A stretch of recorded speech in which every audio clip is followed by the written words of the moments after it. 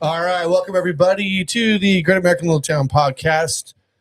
Welcome, people of Galt, people of not from Galt, all people, you're welcome. I am your host, Sean Farmer, because I forgot to do this last time, by the way. Did you? I did. How rude. And my illustrious co-host, Mr. Dan Denier. You know, people wouldn't watch if I wasn't here. Well, they knew you were here, but I just didn't announce that you were here. So I think we've gotten to a point where I don't need to introduce you anymore. But I'm so famous, you don't need to announce me anymore. Is that how that works? Yeah. Dan, do you know Dan has his own? It's called the Fandango Club. You heard of it? I'm aware. Yeah. You're aware of it? It's that famous? I'm waiting for this shirt. Yeah. All right. Well, I'll welcome. get you my membership sign-up list.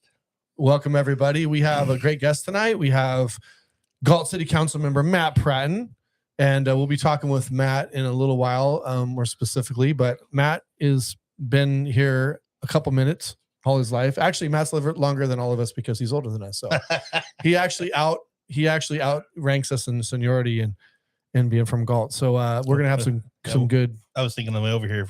We'll get into it later, but I was thinking if he's a current city council member, but if you said former this, former that, former this, former that, former, like the list could go on all night. Right. Well, don't build his ego up too much. Well, he's just being on our show for the first time. Done a few things. Well, before we get going, I want to remind everybody that the Great American Little Town podcast is an independent, not associated with the city of Galt, even though you have elected and positioned people here. Our views are just that. They are our views only, not the city. We are not a spokesperson for the city of Galt. This is not a platform for the city of Galt. And everything we say or do is strictly for your entertainment and to bring you information, which Factually based opinions. right. Right? Yep. Oh, it's been a day, people. It's been a day. All right. So anyways, what's going on? What's the big news going on this week, Dan? There's a heat wave coming. It's going to be 90 degrees on Tuesday. What? Yes. Are you serious? They're talking 100 degrees in LA. Oh my God. 90 degrees on Tuesday. What happened to spring? I thought we were just all of a sudden it was freezing cold, and then all of a sudden it's just Yeah, well. And when it's like 75 degrees, it feels like 85 right now because we're not acclimated to it yet. I know. I just turned my heaters off. Now I'm going to turn my air conditioning back on. Yeah. Ridiculous. I know. I actually, I think I might have to turn my sprinklers on fairly soon, and that's a little early. Right. That's what they were saying next week. Hey, did you see that? So we talk a little bit about big world stuff outside of Galt, just in the first part, just touching on stuff. Did you see that? I've been seeing all these news stories today about there's a drone threat to California. The West Coast, yeah. At first, I saw the first story. I was like, oh, this is stupid. But it was on CBS. And I was like, well, CBS is a credible news. And then it was like CNN and then BBC. And it's like, well, they're all following the same story, obviously. But is that, yeah, supposedly. Do you believe that? You think that's a legit thing? You don't know?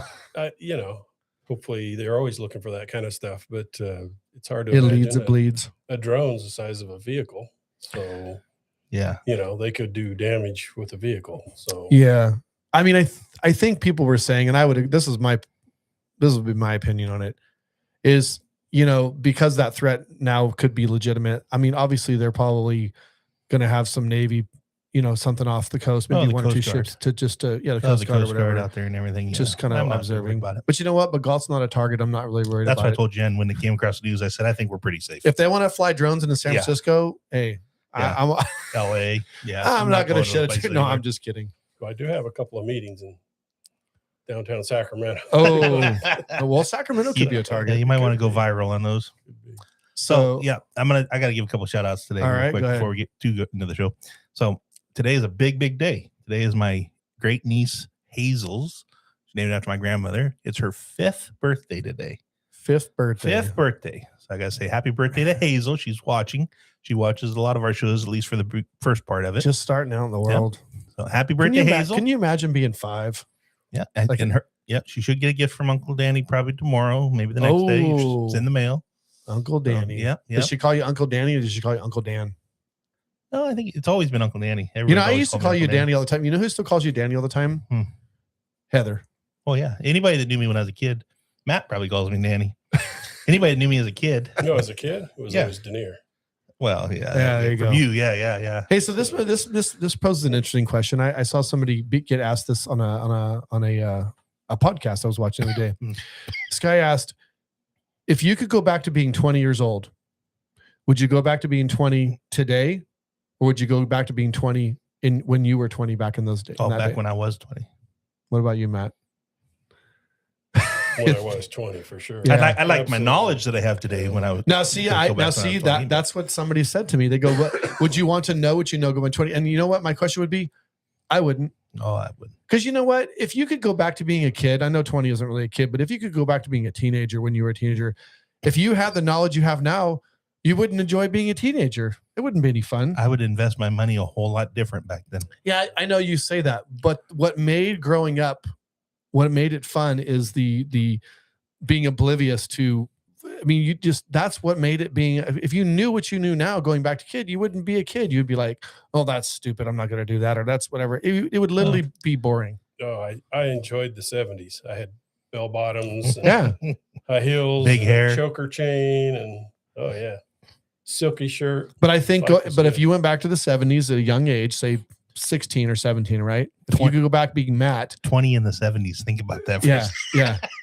If you could go back to being 16 in 1970, whatever, you would be, with the knowledge you know now, you would be so caught up with, okay, what decisions or what investments, to try to plan because you have this knowledge, right? That you wouldn't enjoy it. I'm just my opinion. I don't know. I think the road parties would be a lot more fun back then if you knew it and you know now. Yeah. But I want to say, one thing that with Hazel, when I was 20, yeah, and a lot like Hazel, my niece, we still both believed in Herman, our pet monkey. Have you heard of our invisible pet monkey? He hasn't watched that episode yet. I think I heard something about it. Dan had an invisible pet monkey named Herman. Okay, I heard something about that. Yeah. Anytime anything bad happened, we blamed it on Herman. Hey, speaking of monkeys, I heard a saying today that I thought really resonated with me. We were talking about paying people appropriately for whatever, and how if you want good people, you have to pay them well. And somebody said, "Well, if you pay them peanuts, you'll get monkeys." Ever heard that? I've never heard that, but it's a good saying. I like it. Yeah. So anyway, what else? What's going on around town? So Dan, I got another shout out I got to do before the shows are. As soon as Dan's talking to all his fan base, go ahead, Dan. Sunday is a very important day. It's our 1 year wedding anniversary for Jennifer and I. Oh, how sweet. I cannot go do the show without saying. See, if I'd have known that, I would have had a sound bite ready for that. Happy anniversary to Jennifer for Sunday. Disappointed it's 1 year. Should have been more. Well, we were talking about that actually the other day, and we've been together for 16 years. And so we kind of celebrate that. Good. It's only 1 year married, but we consider ourselves together for the whole time. So that's a notable thing. That's right. You got to score points March. with the misses. That's right. Yep. So it's the only thing I ever learned about from Shakespeare in 4 years of high school of learning it. They taught high school Shakespeare for 4 years. The only thing I learned was the Ides of March. It was on March 15th. All right. Okay. Anyways, so tell us about. We went to the fundraiser. Let's talk about that. The empty bowls. The empty bowls. Empty bowl. Yep. Yeah, I was out of town. I would have really liked to. It was good, man. I was the only council member there. Yeah. I was a little disappointed. Yeah. Not throwing stinky because you're out of town. You weren't at the other one. But I wasn't at the other one. I was trying to make up for it. So it was like the opposite. It was like all four were at the other one, and then I was the only one at this one. So no, that's a great thing. I would have absolutely been there if I could have been. So it was good turnout. Yeah. I had pasta. You had soup. I had what was it? A clam chowder, and then I had a bowl of beef stew. Boy, they were both good. Yeah. And then, we won't talk about the other thing that happened after this, but I was going to bring that up, but I'm not on the air. But anyways, but it was a good turnout. I'm glad to see so many people turn out. I'm sure they raised a lot of money. It's for a great cause. Yeah. The Sunshine Food Pantry feeds a lot of people in town, and that's their once a year to do there. I think they did well. I think it was a full house and a lot of gift baskets and silent auction stuff, and it seemed like it all had good participation. So, did you go to the? Did you have a chance to go to the Saturday market, Matt? Since I was leaving town, I went early before everybody got open. Oh, you did? But most of them were out, had their stuff. Yeah. That was impressive. I caught the tail end because I was in the shop working the whole time. But I looked out at the window and I had people coming in. It was probably around 11. I think it was the peak. People were like, man, it was packed out there. Yeah, I got there about 10:30, 11. It was packed. Every street was packed. Like you just looked down the street, it was body to body. Wow. So it was that's good turnout. Good turnout. Yeah. That's good. Well, that's what we want. There was no rental spaces. They were full. There's a waiting list. So remember, Matt, I don't know if you remember this, but staff said we don't think anybody would come to a Saturday market. That's why we're skeptical it's going to be successful. It's amazing. It's amazing what people think. I know. I don't know what we're going to get into today, but that's one of my pitches is always when people complain about the growth of Galt. It's like we wouldn't have that kind of turnout if we didn't have. Right. If we were still 4,000 people, we couldn't do an event like that. No, you're right. We'll save that thought because we can talk about that. So before we get into talking more about Matt and he could share some of his thoughts with us, I just want to mention a few community events, as we always do, that are happening in our community. So we're going to throw some flyers up of something up. So first of all, we have the Galt Chamber of Commerce is hosting a coffee community. This is going to be at the where is this at actually? Looks like it's at the PD community room. It's at the Galt PD community room at the Galt Police Department. This is going to be Assemblyman Heath Flora. He is our representative in the California Assembly. I've never met him personally actually yet. I've kind of missed him on a few occasions, but he will be there on March the 13th. It's from 9:30 in the morning to 10:30. I know it's a morning thing. So Friday? That's Friday. Yeah. So it's not something that everybody can attend, unfortunately, because in the morning. But if you can make it out and you'd like to meet one of our representatives and share your questions and thoughts with him, check it out, March 13th. So also we have the American Made Softball Bingo Night fundraiser. This is a fundraiser for a great program, for a youth sports program. It's on the March 14th at Champaign Ranch. That's out on Borden Road. It's a great facility. They do weddings and things out there. So it starts at 4:00 and it's good for a great cause. So check that out. Reyes Tacos will be there serving food. Next, we have the Wild Game Feed. This is what I'm looking forward to. Because it's free. Yeah.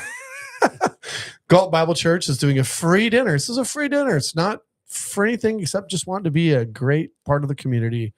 They're going to have deer and all kinds of other special types of meats and things they're serving. It's all been donated. And anybody that doesn't know, Galt Bible Church, that's the one on Joy Drive. Yeah, on your way to the cemetery on the left-hand side. Yep. So that's going to be at March 14th, 5 to 7. So check it out. You just show up. Then we have the spaghetti dinner for the American Legion Post 22. This is for the American Legion Post, which is actually in Lodi, but American Legion doesn't have a post in Galt, unfortunately. But this is being spearheaded by Galt folks, and it's at the Grange Hall on 5th Street. So the old Grange Hall on the corner of 5th and D. 5th and D. Yeah, 5th and D. And that's Saturday, March 21st, 2026. And next we have a stand-up comedy. If you want to go check out comics, so this is done by one of our sponsors, River Rock Brewery, and this is a no cover. So there's no charge to get in. You don't have to buy a drink minimum or anything. You just walk in. Tips are encouraged, of course, but they have some great comics. Yeah, they have great comics from our area. A lot of these comics from Sacramento, Stockton, Modesto. Friday, March the 27th at 9 p.m. Go check it out. So it should be very interesting. Yeah. And then we have, this is a big one. This is for the Galt Boosters. This is Athletic Boosters. It supports a lot of the sports teams. We just bought our tickets last night. For Galt High School. I did hear that, yes. And so they're looking for people to come out and support. $65. For a prime rib dinner. So, I mean, you can't even buy a prime rib dinner for I love prime rib. Yeah. You can buy the tickets. You can scan the QR. We'll also been sharing this on our social media. So you can check out our social media, Instagram, and we'll have it on there. So this has been all over on the internet. So please come help support the Galt High School Athletic Boosters. Buy tickets online. That's what I did last night. I've got them for Jen and I. Yeah, if you want to show up, Dan will be there. You can get an autograph from Dan. That's right. And maybe someday it might be worth nothing. Signed up for the Fandango Club. Yeah, that's right. You can sign up. I'll bring you some sign up. You can become a member of the Fandango Club. All right. And then we have the community garage sale. So the city of Galt is doing a community garage sale at the Galt Market Grounds. So it's $25 for a booth. So if you want to come out, and it's on a Saturday, and I tell you what, let me tell you something. This will prove that the Galt Market operating on a weekend could be successful. This is right here. You have a flea market type venue at the market grounds, but on a Saturday. That's great. This is what the flea market used to be. Yes. Because I can remember as a kid loading up in our station wagon with mom and going down and selling at the flea market, just garage sale stuff. Yeah. I'm going to try to be there. I normally work Saturday mornings at the shop, but I'm going to try to figure out a way I can get down there. And actually, Dan and I were talking I'll have a booth. Dan and I were talking about we're going to sell down there, sell some stuff. Be there. Yeah. So if you want to come buy something from Dan, from the Fandango Club, or buy something from me, I have some cool stuff. Yeah. And I'm bringing a lot of antiques. Do you barter? Do you barter? Always. Okay. Always barter. Yep. You know what? This is my strategy when I sell stuff. If I'm having like a garage sale where I want like to get rid of stuff. Like I want this stuff needs to go to a new home. If someone picks up an item and shows interest in the item, there will be a deal struck and that person will leave with that item. I don't do the thing where they're whatever, they put it back down and walk away. That doesn't happen with me. No, if I'm committed to selling something, it will find a new home. Trust me. That's how I work. I'm not the guy. It's like, oh, sorry. And then you're like, because if you quote too high of a price, and Dan knows this because Dan's a very seasoned antiquer. Mm-hmm. If you start off with like, if one person's looking at your booth and they pick up one item and you quote them too high of a price, they'll literally just stop looking and walk away because they figure everything else is going to be overpriced. Right? Yeah. Mm-hmm. Yeah. So check it out. If you want to participate, April 18th. If you're also interested in buying an item and a person gives you a quote of a price, don't come back at them with less than half of what that is. Right. Because that's an insult. And there's an insulting. I'm going to probably not bargain with you at that point. I'm going to stick my heels in the ground. Well, I've seen people do that and then they walk away anyway. Yeah. Yeah. And I'm like, are you kidding? Yeah. If I tell you something's $20 and you say, well, would you take 3? But but you know what's funny? But stuff like this is not Facebook Marketplace, right? Facebook Marketplace, people are protected behind their phones and they'll go, oh, you're asking 500. Would you take 100? Because they know you can't like slap them because you're not standing in front of them. People don't usually try that. Don't get too crazy like that when they're standing in person. Yeah. I just won't negotiate with you. If I tell you something's 20 and you insult me by offering less than half. So if you want to sign up for this, coming back out before we forget, I'll tell you it's firm 20. 366-7168, or you can contact V Leslie at cityofgalt.org. Is that the new market manager? V Leslie? I believe so. Yeah. Maybe this is one of our ideas. If so, it's great. I think it's a great idea. And I would imagine there'll be garage sales all over town. Oh yeah. Yeah. To go with it. Yeah. But if you really want to, put your stuff in a central location where you can get the maximum exposure, $25 is literally peanuts to have maximum exposure at the Galt Market Grounds on a Saturday. So piggybacking with this, we don't have a flyer for it, but I want to mention this weekend is the swap meet that they've been doing at the Market 14th, Grounds. Yeah, and that thing has been getting huge. I have people that are regular car, like automotive swap meet guys, and they're like, that thing is getting really big. They're going to start to be really impressed by the turnout. And that's awesome because for years we've been trying to get the city to do stuff like that on the weekends. I've been to that. And I went early and I was impressed. There's a lot of bicycle parts there. Yeah. Oh yeah. So that's pretty cool. I went to the last one and antiques, just general antiques too. There's a lot of booths for just general antiques. It's not just car parts or, I think it's only going to grow because Galt is very centrally located between like Stockton, Lodi, Sacramento. Turlock is a big thing, but that's way down south. So you're going to get like your Modesto people, whatever. And then you have your Sacramento stuff.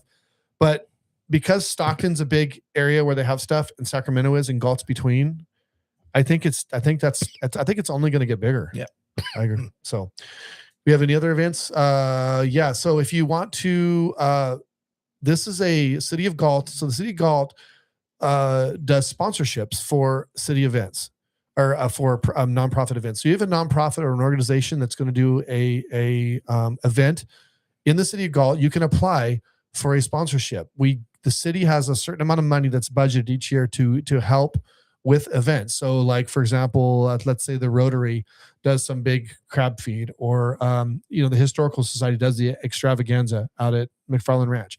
These are the types of things that usually apply for this funding, some of this funding. And so if you want to find out more about it, call Parks and Rec Department 366-7115, or you can contact Jackie Garcia at citygalt.org, where you can contact us and I can point you to the right place. But this is coming up very soon. The council will be making decisions on this.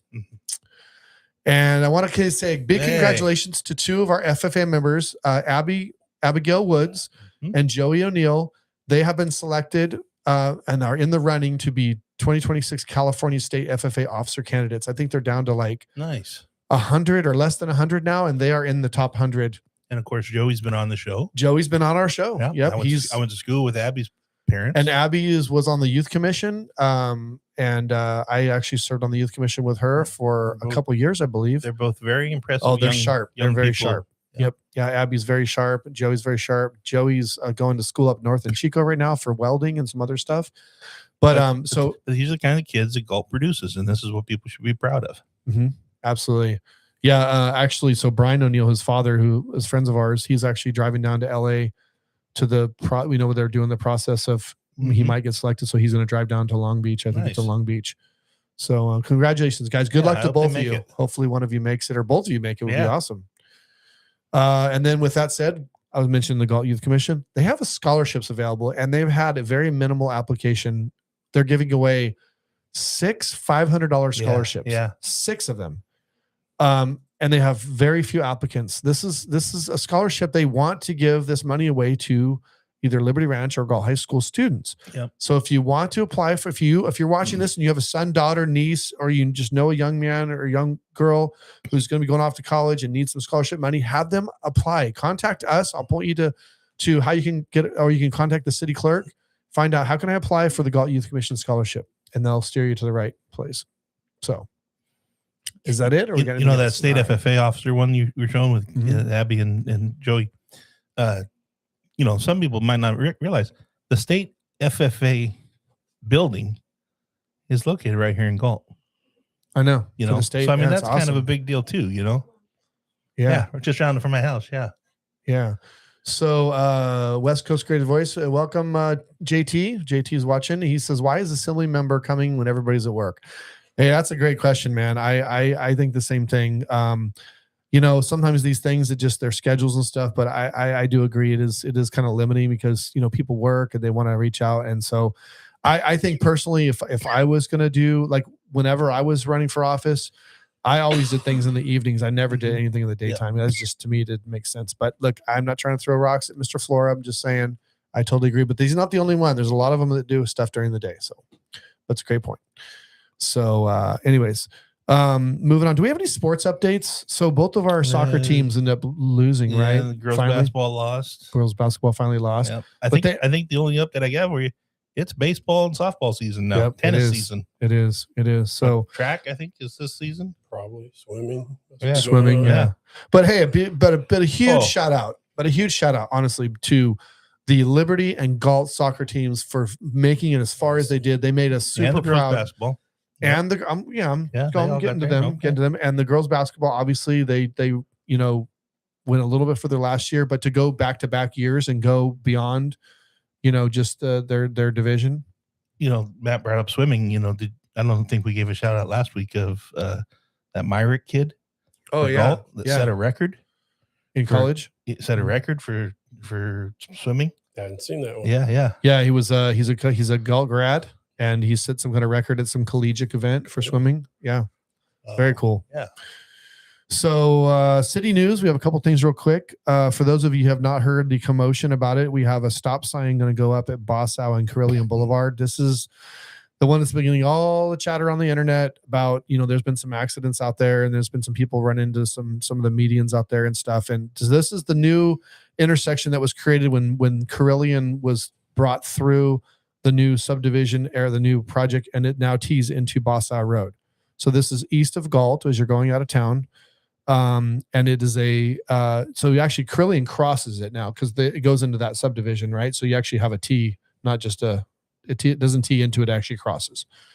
So the city has been working on this for a while. And people have been like, oh, we need a stop sign. We need this, we need that. Well, the city's been working on this for a while. It hasn't just, we're aware that there's some concerns there. And so they've been doing traffic studies and engineering and stuff and working with the developer to get that put in. And it is scheduled to be installed on March the 23rd. So the city has been putting social media out, notifying everybody. There will be lots of signage. I believe there's signage out there already notifying. We're also going to do some other safety measures, I think, just in the meantime to try to, make that intersection a little safer between now and the 23rd. But I have to warn everybody, look, you put a stop sign there doesn't mean that it's going to all be good and there's going to be no more crashes. I mean, I can guarantee you there's going to be some incidents still after the stop sign's there. People have to get used to the stop sign being there. Right. And even with the best signage in the world, you still have people that drive like idiots.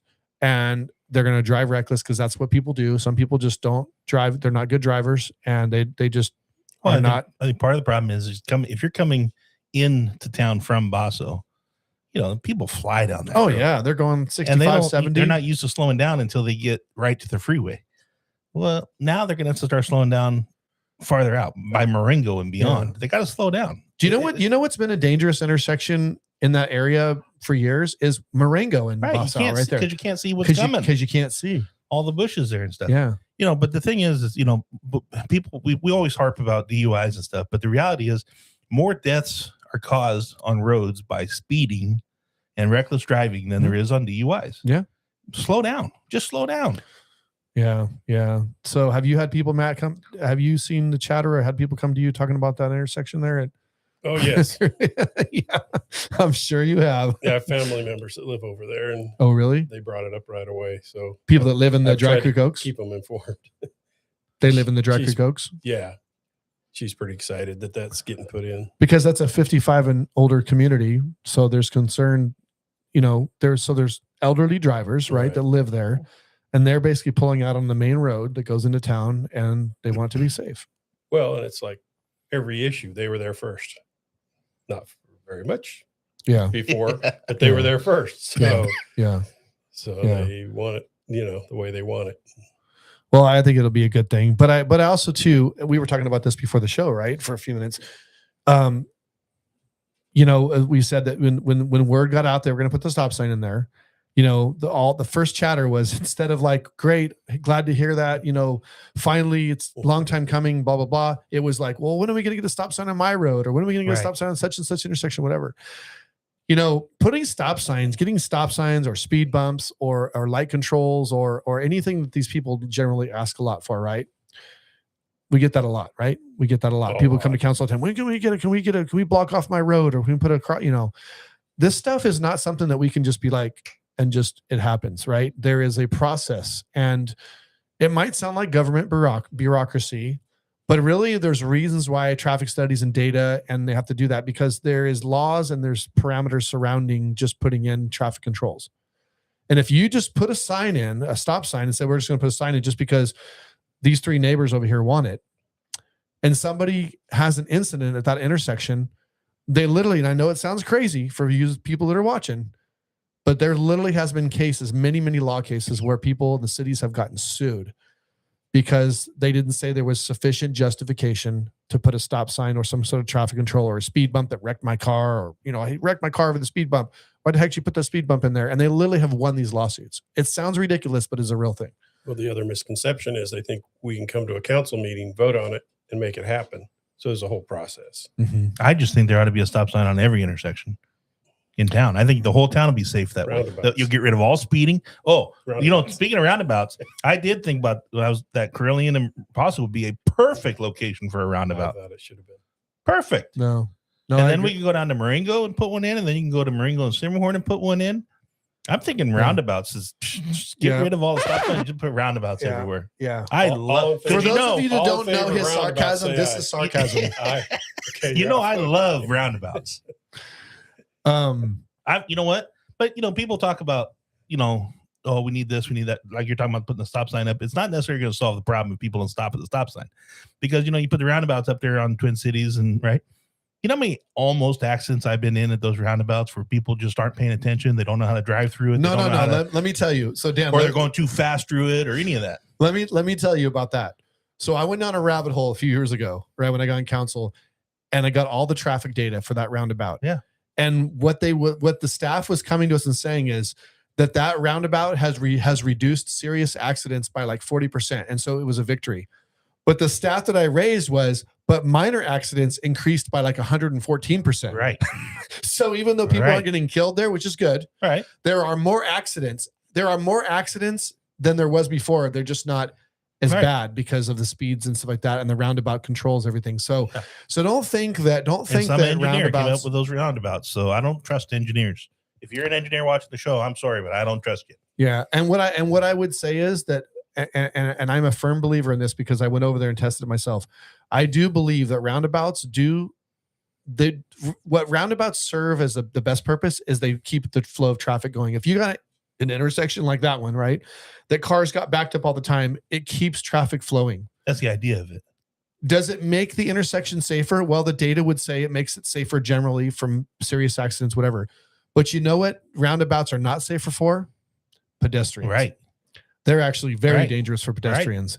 Right. Because people are coming into the roundabout and they're focused on, okay, this car's coming around and where's my shot to turn out? And they're not looking at the guy who's standing right here getting ready to step out in the crosswalk and stuff. So I want to tell people that just don't think in your head that roundabouts are safe for pedestrians, because And the data shows that they're not either. I've seen it. And if the city wouldn't have installed those mutant squirrels on their side of the roundabouts, it wouldn't have been so bad either. Those things are terrible. You see the size of that mutant squirrel and those people. That artwork's terrible. So Nate Potato says, "I love roundabouts. I just think they're not understood. No. They're misunderstood by the average American." He's not wrong. I've been through roundabouts in Australia. I've been through roundabouts in Europe. If a roundabout is, but those ones are usually bigger. The biggest problem with these two roundabouts that we have is they're so small and they're so compact. Right. The idea of a roundabout is that you ease into it, right, and you ease around to your exit. Well, and these ones you're almost jerking the wheel to get into and out of. Well, and when you have a big roundabout and you don't have some monuments or stuff and cluttering up, you can see the car from a distance coming around you. You can gauge your spot, right? But when it's a small roundabout and you got a guy coming in the roundabout, you're just like, okay, is he going that way? Is he coming around? And by the time you figure out, oh, he's coming straight. That's why the one at Twin Cities, man, that thing's like, but also at 5 o'clock or 6 o'clock in the evening, man. But also most roundabouts in other countries, people do signal. They signal because they're bigger roundabouts. You signal with this blinker to get in. You signal this blinker to get out. I mean, it's just more. You know why I think so. So Nate is Nate Potato. Is his name really Nate? Okay, so Nate. You know why I think Potato. Yeah, NATO Potato. Yeah, that's a cool name, by the way. So do you know why I think that the average American doesn't understand roundabouts? Because I think the average American doesn't understand yielding. Right. We don't, most stuff in our country is stop and, whatever, especially in our area, but there's not a lot of yielding, but yielding is a big piece of understanding what a yield means. That yield means you're not stopping. Right. You're just making sure that somebody has the right way. Because the one thing I see the most that people misunderstand the roundabout is they start in the roundabout and then they stop. Yeah. You're like, no, you're not stopping. I've seen cars go the opposite direction in the roundabout. Turn left. I've seen people come around the roundabout right here in Galt. They're in the roundabout, and I'm like waiting to pull out, and they'll stop and be like, "Go ahead." Right. I'm like, "No, you go. You go. Get out of there." Yeah. No, I know. Yellow light means drive faster. Yeah, exactly. So, anyways. So we need a microphone a little bit closer from there. No problem. Yeah. So anyways, so the stop sign's coming, so everybody can just rest at ease, and all will be right in the world until somebody gets in an accident when the stop sign's there, and then they'll find something else to blame on the city. So there's that. Last thing I want to mention before we get to Matt is we have compost. The city has the compost pile. If you're looking for compost for your garden, I know it's great weather, people out there gardening. Over there at the parking lot behind City Hall, so behind McDonald's, basically, there is a huge compost pile. I think they're going to be putting that out there probably from now until April. You go over there, you're allowed to get like so many buckets full of compost. And it's for residents of Galt. If you're a landscaper or some landscape company, you're not supposed to go over there and like fill your entire truck full. We have people kind of abusing it. So just be a good person and don't be hogging all the compost for your landscape business. So there's not enough BS at City Hall that you guys had to bring in a truckload of it. Yeah, that's a good one. I just like that's what he's leading into me. Yeah. Speaking of BS at City Hall, I would like to introduce our guest. Yeah. Without further ado, though, we would like to introduce our guest, Matt Pratton. Matt Pratton has been a Galt resident since before medieval times. Just joking. 60s. Since the 60s, yeah. So your family was here before. I mean, your parents were. Yep, my grandparents came here in a wagon. Really? Yeah. My grandmother told me that story. Are you serious? Yeah. Wow. There were cars then, but they were in a wagon. They were poor. Well, so that was probably what, around early 1900s, 1900 something or other, maybe. Yeah, probably. Obviously, if there was cars around. Yeah. 19 they came teens. from Montana. Oh yeah. Yeah. Really? So why did they leave Montana? Did they ever tell you? Our family came over on the boat. You can find it, and you get the registration. So what nationality is Pratton, by the way? I've never asked you that before. English. It is English. Oh, right. No, that sounds right. Yep. Mine too. We're a bunch of. This guy's a Swiss guy, so don't listen. I got a fact for you. He comes from the country where they have holes in the cheese and stuff. Be careful, Sean. I got a fact for you. Oh yeah, what's that? Matt and I have the same relatives. No. Really? But we're not related. Okay, explain that to me. So be careful. We brought that up one time in a meeting with somebody. Oh, because somebody married into mind, remember? Somebody married into a family or something like that, or well, growing up in high school around here, was always day one. It was your uncle, right? Who your uncle was married to, right? You go around the whole room. If all y'all are wondering, like if you go way back in Galt, people married cousins and that stuff. But no, I'm just joking. Well, your uncle Tom Veach used to always, when he'd start a story about somebody, he'd say, "Now, what relative is that to you?" That's pretty funny. Yeah. So, all right. So we've established that your family came here in a wagon. So you've actually, really, you've been a business owner in Galt, which is really what you started out in Galt. I mean, before you were any elected official position, as a student. Well, I mean, he graduated from Galt, and then but even before he graduated, he was a business owner. Oh yeah, right. So I always say, it goes back to we had a good sized family, and so my mother would take us to 4-H or whatever, and they need volunteers, and she'd raise her hands for us. That's what we did. She's like, from day one. Maddie wants to volunteer. Raise your hand, Maddie. Did your mom call you Maddie when you were little? Down and we did it. But that's what we did. When people say, "Oh, there's nothing to do in Galt," and there was never anything to do. Well, we always had plenty to do. Yeah, we were mowing. Well, there's a lot to do now. Were you the youngest brother, or I would mow lawns for get a nickel, because my mother would send me over there. Nickel. Were you the youngest brother? Youngest in my family, but we also had 3 adopted kids. Oh, okay. Below that, foster kids, adopted kids. We had older adults. So you did have a house full. So we always had a house full. Yeah. So you were a business owner. You've had a couple different businesses, but the one that I know well, of course, is Matt's Bicycles. So Matt's Bicycles was actually Mark's bike shop first. Right. And we actually had a storefront across from the elementary school, which is where the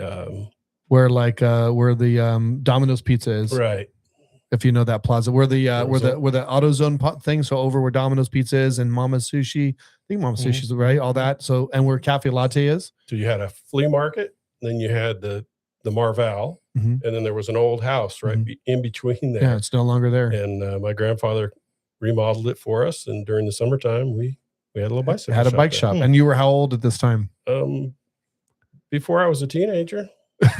Yeah. So I was doing repairs for folks. Yeah. When Matt says he's worked his whole life, Oh yeah. Before that, I delivered the Galt paper. That's my other one I like to tell everybody. So when I was a kid, there was, I think, 5 or 6 of us that delivered the Galt paper. And as the older kids left, my brother and I pretty soon it was just the 2 of us. He delivered half the town and I did the other half. Jeez. And and then you moved. So when was it that you moved the bikes shop over to the over on Lincoln Way, where your shop was right where Aroma Bakery is, right there? Yeah. Originally, it was behind our house on Maple Street. We had my grandfather built a little shed for us, and we had folks that actually came in there. And then we moved out to the storefront. And then when my brother Mark went to high school, we decided to shut it down for a little while. And then, but even then I would go to Chamber of Commerce meetings in the 8th grade. I'd get out of school to go to chamber meetings, sit next to Bill Spawns, the old man. Bill Spawns. Yeah. Did he have his big cane? And even at that age, I would say, why are we not talking about business here? Why are we just talking about local stuff? You're like this young kid is like, we're going to talk. And he's like, kid, we're not here to talk about business. It's just, it's a business meeting, but we're not really not talking about business. So Matt's Bicycles moved over. So when I was a kid, I knew Matt's Bikes because I and all my friends would go to Matt's Bikes because we were BMX kids, and we would go and we would buy stickers. Now I remember Matt, you remember you had the little case when you come in and it had all your stickers in there. Okay. And we would pick out a sticker. Now, I would only afford a sticker that was like 25 cents or 50 cents. Now you had some stickers in there that were like $2 or $3. I could never afford those stickers. Those were like, look at that one. Wow. Could you imagine if we had $3? If I saved up for 4 months, I might be able to get that. Yeah. I didn't sell a lot of those. So this picture I'm going to throw up right now. I want to read this. This is an article from the Galt Herald.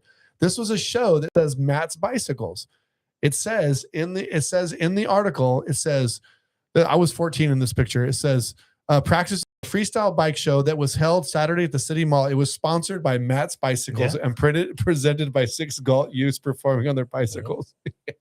So Matt sponsored that. 30. Did you know that when you sponsored this and we were a bunch of BMX little silly kids, someday we'd be on city council together and we'd be on a podcast? That's like 30 or 39 years ago, right? Yeah. Well, I was very active in the community always. You were. Always. Even back then, I had a small business, so I couldn't afford to spend a lot of money. You can take the picture down now, Kellen. We don't need to look at that anymore. But so I would try to be active and be in the paper every week. Yeah. So guerrilla marketing.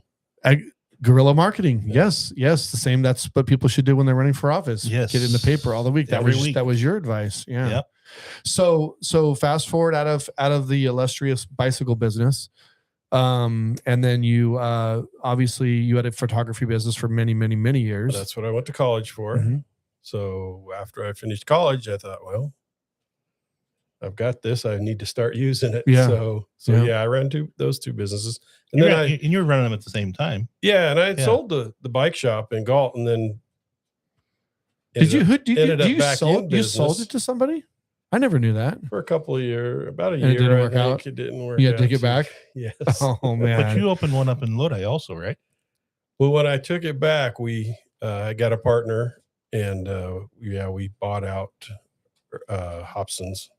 Yeah, that's right. Remember them? I remember them. Hobson Cycle Lodi, and was that when their shop was over on Cherokee Lane, or was it one down on Lodi Avenue? Yeah. Okay, yes. Yeah, I remember that. Right next to Grand Auto. Yes, yeah, I remember that. Yeah, but the amazing thing was I never told people it was next to Grand Auto. I always said it was next to the deli there, because everybody knows the deli in Lodi. You're talking about the butcher shop. Butcher shop. Yeah. Oh, you were in that plaza. Yeah. Oh, no kidding. Yeah. I did not know that. I thought I was thinking of a different spot on Lodi Avenue. Yeah. Oh, yeah. Butcher shop. So it was a skinny little space. So they were one of my customers, Joe Fiore. I used to do the phone work for them and stuff. Yeah, really good. And Joe's brother works for Cal Waste. Oh, yeah. Yep. So yeah, we had 2 shops running there for a while, and that was good. Yeah. No, photography. You did a lot of weddings and a lot of probably close to senior 500 photos weddings and things like that. Wow. 500 weddings? About that, over 15 years.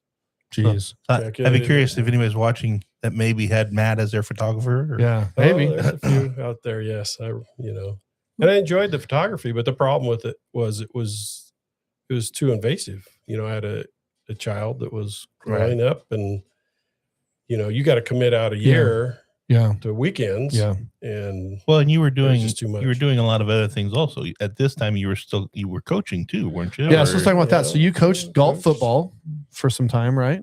We have some picture. We're going to throw a picture of Coach Matt back in this picture is from 1990. Well, you played football for Hats, right? Back Coach in the day. Pratton.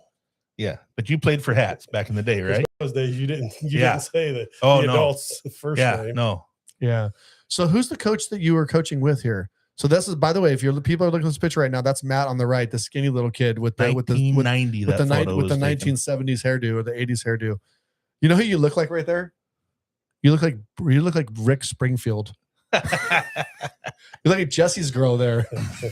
No, you do, seriously. Yeah, who I was riding my bicycle every day. The funny part was, team. When you look at the kids behind me, I mean, shoot, they were bigger than me. Yeah. Oh my God. Yeah, that's the JV team. That was JV. Yeah. Wow, they're big for being JV. All I know is the sexiest person in that whole picture is up there in that top left corner there. Oh, Dan's in this That's picture one too. good-looking fella right there. Is that you in the top corner, 66? Oh my God. What happened, Dan? Yeah, that was me. That was before I got sick. 66. Man, you were. Who's 75? That was Jason Harrison. Yeah, oh yeah, he was always big. 62 is that's Eugene Henson. Oh yeah. I can name just about every. And Eugene on the field actually looked a lot bigger. He doesn't look that big right here. Right. Eugene. Well, that's because he put him next to Jason. Did Jilson play? Is Jilson in there?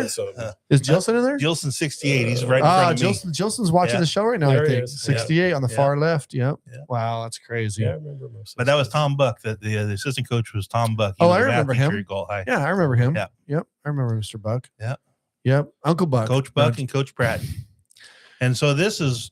I mean, I knew Matt a little bit before this, but this was really how I kind of got to know him. So I got to know him as coach. So then it's funny is you're his coach there, right? Then did you know at the time that you ended up serving on the school board together? You guys are both on the high school board together. High school board. Yeah. And I had a few other kids that I coached that ended up coaching with me when they got older. That was cool. Wow. But, Tom Buck and I, when we'd go to a game, like, say, Folsom, they'd have like 12, 13 coaches. Are you serious? It was just the two of us. It's just the two of you guys. And we beat them. The first year Tom helped me, and the coach came on the field, and he was furious. And he went right after Tom because he had no idea I was the head coach. but is 5-10 years younger than him. But do you think that's a thing now where you see high school teams with like all these coaches now? You see even at the youth level, like there's too many. There's too many. Yeah, there's always coaches. Back then, you didn't have, even the high school only had, you had Hats and Anderson, and you always had a couple. When I was there, we basically had three. Well, Farhat was there too, but when I was there, Hats wasn't coaching, so it was Veach, Anderson, and Farhat. So prior to that, you had Hats, Veach, and Anderson. Those were basically the three coaches. You didn't have like 5 or 6 coaches like you have now. JV had 2. Freshman football was, when I was there, was Don Bentoncourt and Dick Sartini. So we had 2 coaches. That was it. Yeah. And all those levels were successful programs. Yeah. We didn't win every year, but it was. But you guys did good. Yeah. Yeah. So Veach and Anderson were my freshman coach. They moved up sophomore coach, and then they helped at the varsity level. Yeah. So they coached a long time with Hats. Great. People don't realize that Veach and Anderson coached a long time with Hats. Oh yeah. Yeah. So, Hats is the one that brought me in because I was very active in the community, and then I started assisting at the freshman level. But you were an opening. You were the owner of 2 businesses. You were coaching athletics at the schools, and at that time, we didn't have a Parks and Rec department, so all the youth sports were volunteer. So I ran that. Yeah. Yeah, just think. Then you had a daughter. But people say you got married and had a daughter. Well, that's why I had. It was you were a busy man. But people say, Matt, that they always look back and say, and I'm not saying that Galt wasn't great. I loved growing up in Galt back in those days, but like you just mentioned, we didn't even have a Parks and Rec department. There was so many things that we did not have in Galt that we have now. I think people take it for granted how many cool things we do have in Galt now, and how many programs and how much stuff there really is to do. Our ball fields, all we hear is like, there's just nothing. Oh, our ball fields were terrible. They were like Sandlot, all of them. Dangerous. It is. Somebody was complaining the other day about ball fields here in town. And I thought, and I almost replied and I almost said, you must not have played on that dirt field where the new gym is over at the high school. Remember by the swimming pool? It was just a dirt lot, and they put a base up here. And they said they marched down and said, "We'll put another base." People have it was no just idea. Literally a dirt. It wasn't even. It was a dirt lot, and they made us a little league baseball field out of it. People have no idea how we didn't have. There was so much stuff that we were lacking, but at the time you didn't know what you were missing, right? You just accepted it. I think people, and not all people, but I think generally speaking, I see a lot of comments online and people speaking, and I think people are a little spoiled where they're like, oh, why isn't this a little better than whatever? I was like, that we didn't even have anything close to that when I was here in Galt growing up. I had a great childhood in Galt, but look, we were, looking back, we were bored a lot. We were really bored a lot. Harvey Park, you brought up to me the other day that, Galt actually kind of went through a lull. We were growing, but then all the old town kind of died off. And that was a period there, I think. Almost all the buildings in Old Town were all boarded up. Brewster's, all the ones were back alley brew houses, all those were all boarded up. There was, we had a couple bars down there. It was really, to be honest with you, it was kind of like Skid Row. It was sketchy down there in Old Town in 4th Street. But, we had 4-H and we had... no, there was good stuff. I'm saying Galt was great. It was just I've said this before, and I hate to be like a broken record, but I think that there's a lot of people that say like, oh, I wish Galt was so small like it was, whatever. I don't think the majority of the people that live in Galt now, with the exception of the people that grew up in Galt 50 years ago, but I think the majority of the people that live in Galt now, they could not stomach a Galt that was like it was in 1975. I think they would just lose their minds because we didn't have all the things we have now. People would. I think you can go to Galt in 85 and 87 and 88 even. I think you can include the 80s in there because again, I can remember. It wasn't that long ago that these buildings were boarded up. It really wasn't. Yeah, I agree. It wasn't that long ago. There was no life down in the old town. Like we just talked about the Saturday market, right? Where the promenade is and all those whatever. That entire stretch south of C Street was just a mud lot with mud puddles. There was nothing there. And then the park, there was just grass. There was just an old gazebo in there, but there was no promenade. I'm 51, nothing. And prior to them redoing Brewster's building and going in as a restaurant, prior to that being done, I'm 51. The whole other time in my life, I was only in that building one time, and it was scary then. Yeah, it was all but when I was a kid, they were Eddie Ambrosio was down there, and the pharmacy was down there. So, and that's what people remember. As I got a little older, you guys were kids, it was. But that's what people. That's what people like said. They grew up here, remember those things. Mm-hmm. But those things faded out, and those things went away, and those things closed up, and those things. And so there's really been a revitalization to. 100%. Yeah, absolutely. Yeah. Well, and the other thing with the businesses back in those days was they were closed at 5:30. And when I had my bicycle shop, I didn't stay open past 6 because nobody came in. Yeah. No, I mean, as all three of us know, we were kids in different eras. I mean, Danny and I were close, same era, but 11 o'clock at night in Galt, like the caution light flashing at the 4-way stop, and you could stand at the 4-way intersection and probably for 15 or 20 minutes and not see a single automobile. And when you did, it was the police officer cruising around. No, I'm really, unless there was a school event going on, it was it was 7, 8 o'clock because the grocery stores were the only thing open. And I don't think back in those days they were open past 8 o'clock. So do you still tinker with bikes? Electric. Do you? I ride an electric bike. Do you really? I have one, yeah. What do you think? So electric bikes are... Oh, it's awesome, yeah. It's incredible. That's good. That's interesting. But what do you think about... No, I'm not saying... So what's your feeling on as a guy, someone who grew up around bicycles, had a bicycle shop, who rode bicycles, and then now has an electric bike? What is your feelings on that all... And I'm not seeing from a safety standpoint because we know there's a safety... But what's your feelings on that almost all the youth now, that you see so many youth, they're all riding electric bicycles now? Yeah, it's interesting because you and I are on the CAST commission, and CAST is cities and schools together for those. And that was the conversation, was all of a sudden they were talking about how they have all of a sudden all these bikes at school. All those bike racks are filled with electric bikes. I hadn't realized, that the kids are all into the electric bikes. But I mean, I see groups, and I still see kids riding pedal bikes, right? They're doing the wheelies a lot.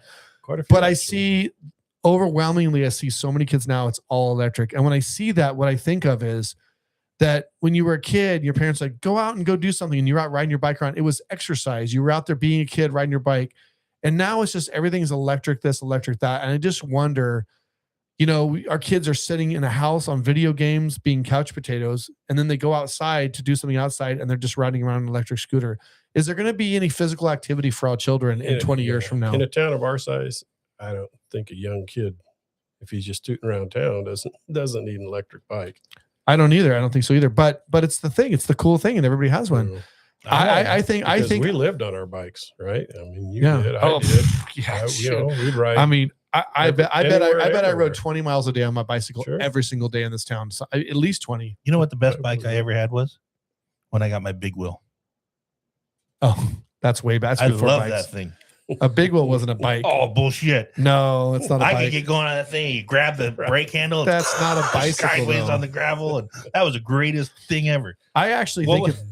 Did you have a favorite bike over all the years? Is there a bike that you had? I don't have a picture of it, but back in the late 70s, the thing was you'd take an old Schwinn 26-inch wheel bike, you'd cut the frame in the front and lean it forward, and then you would make a set of forks. So I had forks that were 6 foot long with a 16-inch wheel on it. Oh my God. And then it had a sissy bar in the back that was 6 foot high.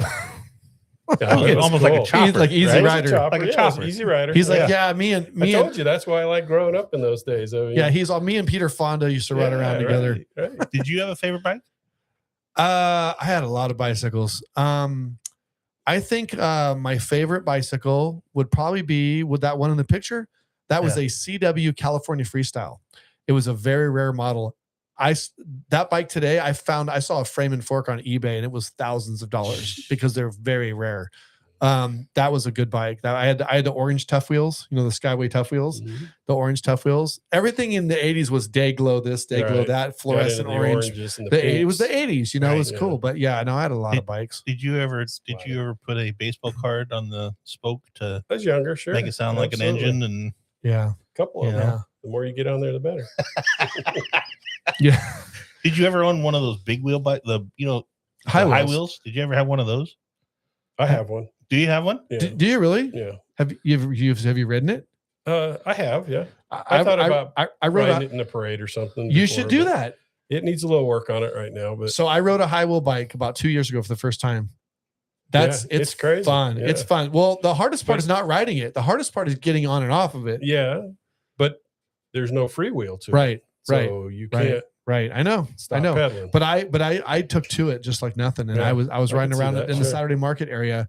But you have to know how to mount it. You kind of have to put one foot up on the thing and then you start going and then you have to just go for it and just mount up on the thing. It's a little tricky. Yeah. So really cool. You think that's probably the oldest bike you've ever owned? Oh, I'm sure. I've got an old one with wooden wheels on it. I've never restored. It's up in the rafters. It'll get passed down. Wooden wheels. Yeah. So I have a wooden wheel bicycle in the coffee shop. Have you seen my bicycle in there? I have a 1932 Elgin in there. Nice. Completely original paint. It's probably about that age. This is completely original, untouched paint, everything. Nice. It's got beautiful patina. I traded a 1946 Schwinn for it. But the Schwinn had been restored and it was a poor restoration. And this bike was original. So I wanted the Elgin. So I hung it up inside the coffee shop. It's cool. So let's fast forward to elected. So you were on the school board before you got on city council. You were on the high school board. So my first stint on the school board was appointed. Yeah. Oh, really? We put in for it at the same time. Yeah. It was fun. Oh, I didn't know that. We hadn't seen each other for a long time, and there we were sitting. We're both in the meeting, and you're just all awkward. Well, because you don't know who puts in for it necessarily, right? You get to the meeting, and I look over and I see Matt, and I thought, well, he's got it. Yeah. And so, but you still get up and you give a speech. It wasn't 5-0 or 4-0. No, right? Yeah. So let me ask you this, Matt. So. Do you think, and you've been on, so right. I don't want to jump around too much to the high school board, to city council and seeing, we're going to touch on it in a minute, but do you think so far you've been on council for a year now, right? About a year. Yep. Do you think being a city council member is tougher than being on the school board, or is it just different?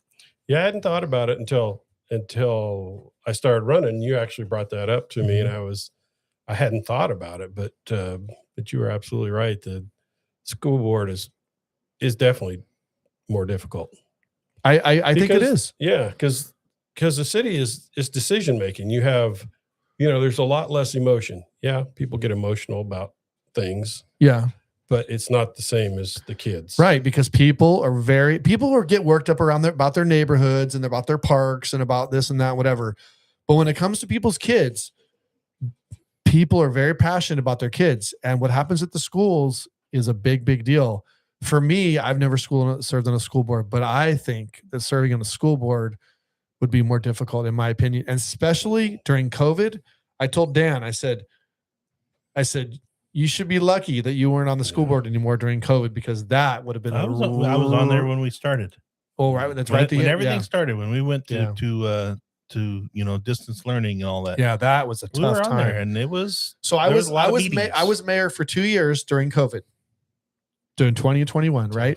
But this stuff is at my sound, and I could say, well, yeah, I was the mayor of Galt during COVID, and say, wow, how'd you guide the city through that? Well, it didn't really. I mean, we're a 5-person council, so we did it together. But to me, being just a school board member during COVID, I would have not traded places. I was on the school board for all of 2020, and so it was December was my final meeting, and then I was off. That would have been a tough time. Yeah, that was a tough time. Looking back at it, I'm glad we got through all that, but what a crazy time. But there was no graduations. There was no. Yeah. There was just think some seniors didn't get a graduation. Right. That's like my high school graduation is a special moment in people's life. Neither my son nor my stepson got it. Terrible. It is terrible. So and looking back, the other piece though, Sean, is Galt has staff, right, and they're out there working and doing their thing, but for at the school, you've got the teachers. So that's a whole nother layer, right, along with the kids, right. Yes. And that's where when I was appointed, I really didn't think I would run again, but I was so impressed with the teachers and, felt like, I could be there to help support them. And so that's, and we don't want, and we're not going to get into this discussion because it's too long to get into, but some of the troubles, and there was an article in the Galt Herald just the other day in this last week's paper about, and it was a small article. It's very disappointing in the Herald that it was like a sidebar. I thought it was such an important story and they had something else on the front page instead, but where, the high school district had decided to, they had to make some budget cuts and they cut couple special needs teachers, some part-time stuff. It wasn't anything super, well, I want to say not super detrimental because there were some positions that were very controversial, but the elementary district. That was the elementary district that made the budget cuts. Oh, that was elementary, yes. But the high school district, and you have to specify, right? But the high school district is getting ready to do. They're getting ready to do something thing, and people are like, "Well, how is that?" And it's because schools are funded by attendance, and the attendance in the high schools in the elementary district are not keeping pace with the cost of things. Right? You have teachers who need to make a fair wage. Right? If you want to get good, like we just said a little while ago, if you want to pay peanuts, you're going to get monkeys. Right? Well, if you want good teachers, you got to pay them well, or else they're going to go to work in a different district. So if we want good teachers for our schools, you have to pay them sufficiently. And to pay them sufficiently and keep the roof fixed on the high school or the school, whatever school it is, and keep the maintenance and keep the bathrooms working and keep the sports fields, this and that, and all this stuff, it takes a certain amount of money. And we are just not collecting. The reality is we are not collecting enough money from the state of California to our Galt districts, elementary and high school, to keep up with that, which is why they passed bonds and why they're getting ready to pass another bond. They're going to try for another bond. High school is. Do you know that? Oh, absolutely. It's going to be tough. That's an area where, I've always supported the bonds and there's a lot of people that don't. Yeah. And I'd absolutely love to talk about that. But like you said, it'll take a while to get into that. Yeah. But there are reasons that I think the bonds are important. But when people get mad about there's a couple of districts up north right now, Natomas and Twin Rivers, that are on strike. Mm-hmm. And when people get mad at things, they have to understand that, the district only has a certain amount of money to deal to in the pot. And when the overwhelming majority of the money goes to salary and benefits. Yeah. And so how do you replace that school bus? When you have a piece of pie, how do you fix that? When you have a piece of pie, the majority is the teachers. The overwhelming majority. Yeah. I'm talking a huge amount of money goes to salary and benefits. And you get people that go, oh, they're just squandering the money. So most people that would be against a bond, one of their first, they would say, oh, bond is their first argument would be, well, they need to live within their means. They need to work with the money they have. They need to quit squandering or being wasteful with the money. Okay, well, how are they being wasteful? Now, playing devil's advocate, you could say, well, I heard they spent $1 million or whatever renovating this ag building at the high school, blah, whatever. Well, they don't understand that, you have to pay prevailing wage when you have stuff, when you do stuff, because it's a state, it's a city school, you have to use that. There's all these parameters that the law says you have to use. So yeah, could you in the private sector, could you have done it a little cheaper? Maybe. What I can build on my property versus what the school has to spend, build that same building on their property is ridiculous. That's right. And if people want to, my point is, if people want to get mad, they need to be putting pressure on the assembly members and the senators, and they need to put the pressure on the state legislation, the state legislators. They're the ones that are not funding the schools at the levels they should be funded at. Right. They're the ones that are failing the kids. It's not the local school boards and the local districts. It's the state that's not funding at a proper level. And so what happens is then the schools have to pass the bonds in order to maintain their buildings, expand their whatever. But at the same time, I'm not going to say whether I'm for or against if I haven't seen the bond or whatever that they're talking about. But the taxpayers get upset because at some point it's got to be, hey, but everybody wants to get upset locally. Don't get upset locally. Get upset at Sacramento because they're the ones that are screwing things up. And some people sort of playing devil's advocate again, right? Some people would say, maybe somebody comes to me and says, would you vote for the bond? And I'm not saying that I would or wouldn't. I could say, well, you know what? I don't have any kids in the school district anymore. How does that benefit me? Why should I vote for a bond? Why should I pay a bond on my property taxes when I don't benefit from that? But there's some ways that people benefit indirectly, right? And here's a good one. Okay. If I'm a homeowner in town, having good schools, so having a bond to provide a good facility and having great schools goes beyond me just having a kid in that school, because good schools make a good community, right? Attract people that want to come and live in that community. And if I ever go to sell my house and I got families that are looking around where to move and they got kids, what are they looking at? They're looking at the schools. People are looking, when they're looking to move to a neighborhood, schools is one of the second or third thing they look at next to the price of the houses or whatever, right? And if they see that there's good schools in Galt and they like and they're rated good, this and that, they're going to be more likely to buy a house. And guess what? They might buy my house.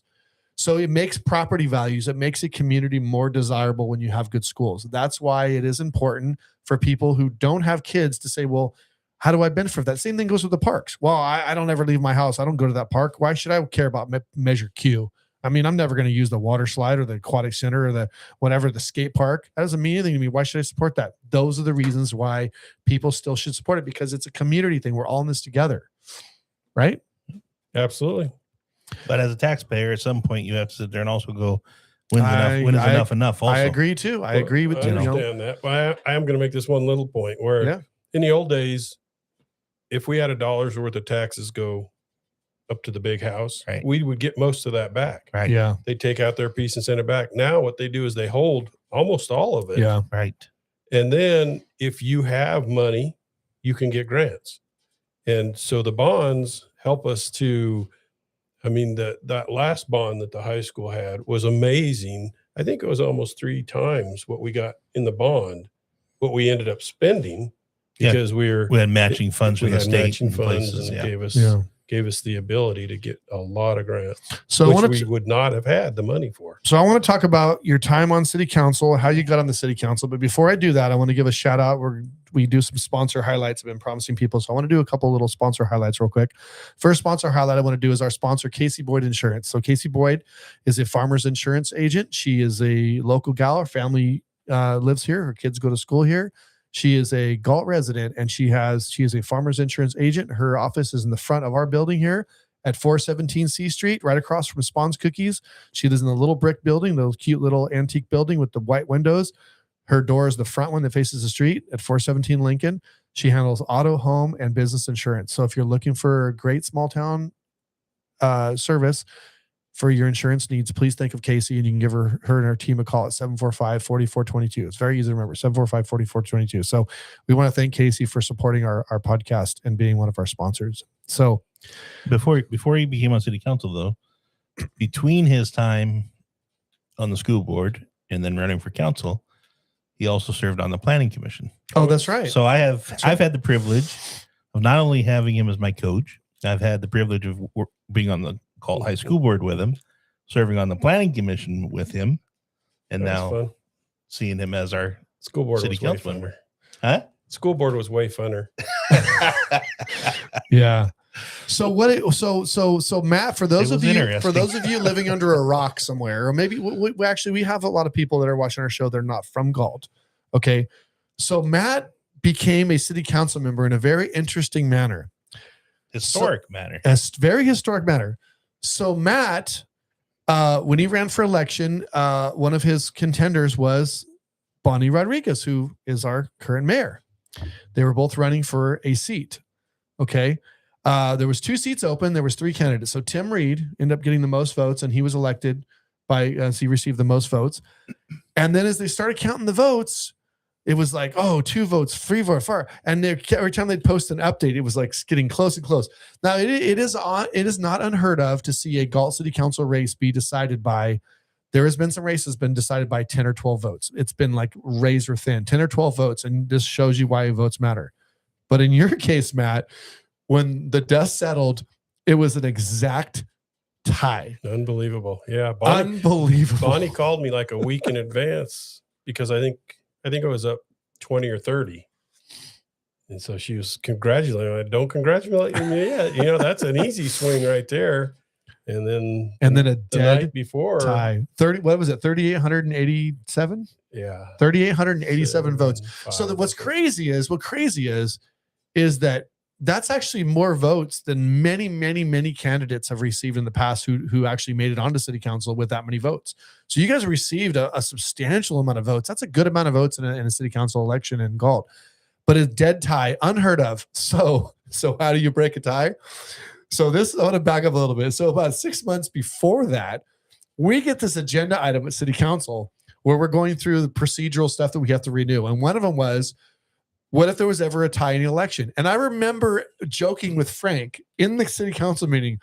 He says, well, right now it currently says that if there would be, you would draw straws. And we're like, what?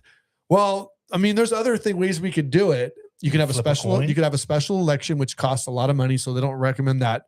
So they wanted to say, it's up to you. The council can change the procedure. What would you guys like it to be? And we thought it was hilarious. And we're like, well, if currently it says draw straws, I mean, it's never going to happen. Let's just leave it as draw straws. And then the very next election is what happens. I would have never guessed that. So we're going to show a picture of that, by the way. And there you are. And we... Yeah, we made the national news. Last straw. That was the last straw. You guys are too nice. Eddie Murphy. All right. Yeah. And the police chief was the one holding the straws, right? Wasn't the police chief holding the straws? And so first of all, I have to say, before I have to say, in politics, which is such a nasty business nowadays, right? Kudos to you and Miss Rodriguez for, and I get that a lot, agreeing to just say, you know what, we're fine with drawing straws, because you could have said, one of you could have said, no, I demand that there be a recount or a special election, whatever. And you could have demanded that, and we probably would have had to oblige. And that would have cost the city $100,000 minimum to do a special election. Yeah. But you guys both said, no, you know what? For the betterment of the city, let's just do the straw job. We're fine. Now, you guys had spent a ton of work campaigning and spending your money on site. I mean, it was a hard fought campaign, and to just go down to just random luck, right, was very, I say was very, very respectful of you guys to just do that on behalf of the city. Well, I was happy to win, but I felt really bad for Bonnie. Yeah. So they came and said, who gets to draw first? And remind me what had happened. Bonnie got there before me. So she said, go ahead and let Matt, because I was going to let her draw first. Yeah. You said, no, ladies first. And she goes, no, you go first. Fight over it. So. Yeah. So in this case, it was the longest straw was the winner. And I believe she said that's the one she would have picked too. Oh, really? Oh, I remember that. Yeah. But we've used it, when we went to the Cap to Cap and out in DC and other events and stuff that I've been to. It's amazing how many people I've spoken to. No, you have no idea. No, people don't realize how big of a deal this was. They're like, oh, you're that guy. This was literally on CNN. Yeah, CNN next day. It was in the New York Times. Yeah. The LA Times. It was on television. It was a big deal for Galt. It was a big deal. And you know what? And here's the other thing. The fact that this whole situation really highlighted, you guys set an example of how important it is to vote. What were you going to say, Dan? Well, I was just going to say, Matt, you mentioned that, when we went to the Cap to Cap back in Washington, D.C., that you use this to have conversations or kind of break the ice with other and politicians, especially when you're talking national or state, they pay attention to stories like this because these are those little quirky stories that they'll pay attention to, and they'll be like, and so then when they meet you, they're like, oh, you're that guy. We heard about you. So, Matt, you may not believe this, but in preparation for the show, I was doing some background on this story, and you can just Google it and you can find tons of stories on it because it was all over, right? Yeah. So I find this site, dictionary.com. What I'm trying to research is where drawing straws came from. Do you know where that actually came from? No, goes back to like the 1400s. They would actually take blades of straw, like the horses eat, and you would, to determine something random, they would let you draw whoever drew the shortest straw. So it wasn't a plastic straw like we think of nowadays. It was straw, like like oat straw, right? That's where it came from. So that's a real thing. And people would pick whoever picks the shortest straw, has to do the dirty work or whatever. So I'm trying to find out the history of the straw drawing and where it came from. And while I'm looking this up, I find dictionary.com, and it has a definition. And it says straw drawing has also been used to determine other things like political races. And it says, here's an example, and it's Galt, California. On dictionary.com, Wow. Galt, California is the LA Times story about the straw draw. Cool. Isn't that crazy? The New York Times article is really good. Yeah. I think it's and so you talk cool about how important the vote is. I've got a very good friend who told me his son, for the first time, voted. He filled it out. He filled it out, put it in the envelope, set it on the shelf, because he thought his mother was going to take it in. Oh, and he didn't. And he didn't. And he had voted for me. He said, not Bonnie. So, but we kind of missed a marketing opportunity here too. We could be selling Great American Little Town straws. Maybe our branding campaign should be and just have one straw in every packet is shorter than the rest. Like, well, I just felt should have been a melting. Hey, that's a great idea, right? That's a great idea. See? Yeah. It's great. Political straws. We're going to sell political straws. But no, but in all seriousness, this really highlights, we know we live in an age right now where people think that, voting doesn't matter. My vote doesn't matter. Why do I bother voting for someone, whether it's the governor or a city council? It doesn't matter because my vote doesn't mean anything. It never gets counted. It really does. In the big scheme, it's pointless. This proves when you have officials who will be making decisions that directly affect your life, your community that you live in. They're the decisions whether a park gets built or it doesn't get built, or your local votes matter. Whether a stop sign gets put in or a stop sign doesn't get put in. Things that affect your local, more than anything else. I mean, governors and presidents, they affect stuff high level, right? But this affects thing. And one person's vote, one person in the community of Galt that didn't vote, that would have changed all that, right? Yeah. You can pull that picture down if you like. It's my understanding that you still have that straw. I have the straw. Yeah, I didn't bring it. I should have, but is it framed in the wall or no? I just have it sitting on a desk. And so now, Ms. Rodriguez lost the straw poll. So yeah, she's currently on the council. So you want to talk about that? No, so luckily enough, I mean, you had two great candidates. Obviously, both of you earned enough votes in most other races to handily get a city council seat. In most other elections, you would have been elected without a doubt. 3,887 votes is a handy amount of votes. In this case, it wasn't. And Ms. Rodriguez, unfortunately, she got the short end of the stick, the short straw, right? And so, but by happenstance, our city council member, Rich Lozano, actually aspired to go to the CSD board. Yeah. And so he resigned his seat a year early. So we were in an interesting dilemma where it was like, well, we got to fill a council seat. So do we have a special election or do we do this? Well, one of our options was we can appoint somebody. Well, naturally, it made sense because we all thought that she would make a great council member. But not only that, but she got 3,887 votes from the people of Galt. And who are we to appoint somebody who didn't get a single vote over someone who got votes? Right. And so it was an easy decision for us, to be honest with you. So basically, though, because this was the decision, or this is the difference between a 2-year seat that she's filling in for versus the 4-year seat. Matt's not up for the election until 2028. So that's really what the difference was. Right. So she's filling in a 1-year term. So 2 years. She ended up being two 2-year term. Right. Yeah. So now this year, Bonnie's seat is up for election. Her district is up. So she'll need to decide whether to rerun for that seat if she wants to hold it. Whereas Matt, his seat's not open until 2028. So he still has a ways to go. So, Harry wants to know what happened to the short straw. I don't know. Maybe she still has it. I'll have to ask her. She probably does, but I think good. But going back to this one more time, I can't reiterate how important it is for people to vote in this town. I mean, you have to vote. If you could not care about politics and you hate politics and you don't know who's running for assembly and who this guy is and the treasurer and all these names are like looking at your ballot and you're like, I don't know who district number, blah, blah, blah, so-and-so. I don't even know these guys. Fine. Don't vote for that, but vote for city council because these are the people school board members and city council. These are the people that make decisions. And these are people that you'll bump into at the grocery store and you can have a conversation with Matt or I or Bonnie or a school board member. Like when Dan was on the school board and these are real people. Decide to put the bonds out there for election. Your CSD board, they're the ones that are deciding what the fire rates and stuff. Like there's an importance to a lot of those things and it's all on the local level, right? What happens in Washington, D.C.? Yeah, maybe your vote counts, doesn't count, however you want to look at it. But the local is what actually affects your pocketbook more than you realize. Mm-hmm. It's the sales tax measures. It's the property. There's those school bonds attached to your property taxes. Yeah. So I mean, those are the things that are locally, and whether to keep that school open, whether we're going to reduce class sizes and things like I that. agree with NATO Potato. If you don't vote, you're not allowed to complain. That should be a prerequisite. We should have a law on Facebook for that.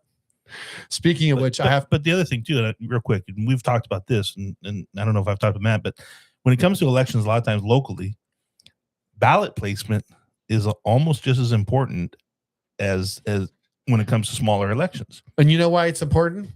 It's important for the people that aren't paying attention. Right. Because some people look and go, oh, I don't know who any of these people are. Person. If you're the first person on the ballot, and we've looked at this, we've looked back at previous elections, the first name on a ballot almost always has an advantage over any other name on that ballot. Almost always. Ballot placement has almost always played a difference. But there is some exceptions to that, and I've actually had some, not many. In the Galt City Council. There's I would some say exceptions.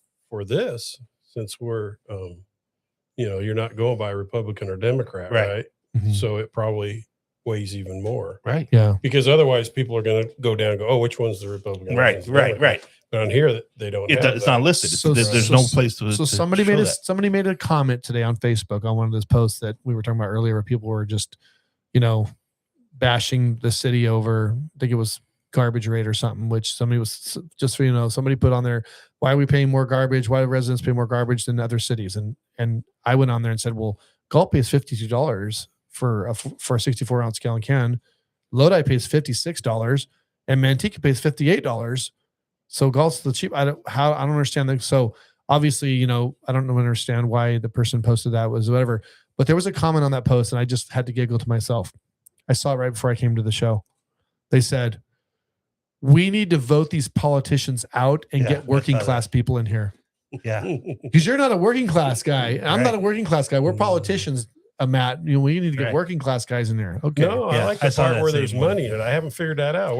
Where's that? Where's those pockets being lined? The anonymous guy that posts that we're making all this. Yeah. I want to make backdoor deals. Money. I want to make it clear tonight. I wish you'd post how I checked both your pockets, and there's no gold lining on the inside of your pockets. So yeah, it's ridiculous. So speaking of elections, though, we're going to throw up a district map. I want to touch on this just real quick, briefly, because this is important. So voting for the first time this year, and this is an election year, folks. We just talked about city council, how important it is to vote. This is the electoral map for Galt now that we are district. These people are who represents your area. They're all colored. It's kind of hard to see where your street falls, but this is on the City of Galt's webpage. You can just Google. You can actually Google City of Galt district map for city council or Galt City Galt, and you can find this map. It's right there. So how it works is the odd numbers, so 1, 3, and 5 are going to be up for election this year. 2 and 4, which you're in District 2, those will be up in 2028. So it alternates every 2 years. So this year in 2026, 1, 3, and 5 districts are going to be open. Now, currently, there is nobody in District 1. There is no representative in District 1. So we will have at least one new council member that has never served for sure. No matter what, we will have one new council member. Okay. Unless somebody were to move into District 1 or some weird stuff like that. Now, District 5, which is also up for election, both Paul Sandu and I are both in the same district. So that means that neither of us could both get reelected. One of us has to go. Okay. Now, I've already announced that I'm not rerunning, so I'm fine with that, and I won't run. Whether Paul reruns for re-election in District 5 will have to remain to be seen. But then Miss Rodriguez, who's in District 3, she'll have to make a choice if she's going to rerun. If she doesn't, somebody will run for that. But this is why districting is so, in my opinion, so screwed up. And this is why I don't like it. It's terrible. What happens if Miss Rodriguez runs in District 3 and nobody runs against her? Guess what? She doesn't need a single vote from anybody in the people of Galt. Right. Nobody in Galt has to cast a vote for her. They don't like her, don't want her in here. Maybe they think she's terrible and they don't want her in here. But guess what? If nobody runs against her, she gets it by default. It's an uncontested election. And I can guarantee you, I don't know about this year, but I would even make a wager right now. I'm going to say it right on the show in the air. 1, 3, or 5 in one of these districts this year, you will see an uncontested district. I can guarantee you one of those 3 will be uncontested. That's my prediction. Here's the other problem. You're talking about District 1. Take them. There's nobody currently on the council in District 1. If no one that lives in that district, then they have to live in that district. Mm-hmm. If no one in that district chooses to run or signs up to run, then the council has to then basically beg somebody that lives in that district to fill it in. We have to appoint somebody. You have to appoint somebody. Again, not by the vote of the people, so it's not democratic. We just appoint somebody. Right. It is a terrible system. It is not something that the city council wanted to put into place. It's not something that represents the citizens of Galt in the best manner. And for people that weren't paying attention when this happened, it was a big deal at the time. An idiot attorney out of Malibu that threatened to sue the city that ended up with this because the school district, he did the same thing in the school district. And that guy, in my opinion, is a piece of crap, and that's never going to change. You tell him, Dan. I don't like that guy at all. So, Dan, I just want to know where he was when they did the gerrymandering for the state. Oh, yeah. Well, he's out in his office sending out these letters. Here's what's getting funny. $30,000 sent to him and making millions of dollars. But requiring us to be district because they're trying to claim that our at-large election is not fair to all ethnic groups and all this kinds of stuff is what they say. And so what they do is they want you to form districts that there is what's called a minority majority district, which means that District 1, which is in this case, District 1 had to be at least 50% Hispanic voters. So that means the majority of the voting people, registered voters in that district had to be Hispanic. Now, but if this isn't if this isn't the definition of gerrymandering, is this not gerrymandering? Right. That's what this is. I agree. It's rigging it a certain way to get a certain outcome. Is that not what gerrymandering is? This silences the vote of the public is 100%. What this does. Because now if you live in District 1, you have no say of 4 of your council members. You only have the say in 1 council member. Right. Forever. And you only get that say every 4 years. For 4 years. So instead of everybody getting to vote every 2 years to change the makeup of the city council, this does nothing to benefit democracy for the citizens of Galt. Nothing. No, it's going to change politics in Galt for big time. I need to find somebody in that district, but the sad part is a lot of people won't run because of the fools that post stuff like you were talking about. Yeah, who wants to do it? People are happy to help their community. Yeah. But to be why would somebody want it? Why would somebody in District 1 hopefully somebody steps up and it's a good person and it's great and I'm wrong. But my theory is why would somebody want to step up and do the job we're doing for $250 a month and you spend that on traveling and going to meetings or whatever like that, and you go to like a plethora of meetings. I mean, you serve on all kinds of different districts and boards. So you have to drive to Sacramento and you have to take your evenings 3 times a month to go out of town on your own time. You go to closed sessions, open sessions. We have study sessions we have to go to. You have to meet with the city manager to talk about important things, city attorney. It is like a full-time job that you get $250 less than minimum wage. And on top of that, not only are you not getting paid very well, and that's fine. People say, well, you shouldn't have to get paid. You should do it as a volunteer. Okay, fine. But on top of that, you're not getting paid for it. Then people want to blame you for everything. And they want to critique you. And they want to say on Facebook today, we should be in jail. And you're also susceptible to lawsuits. We should be in jail. And other criticism. Yeah, it's ridiculous. So if we ask somebody, I just want to say though, to go back on that whole thing, but you guys lining your pockets.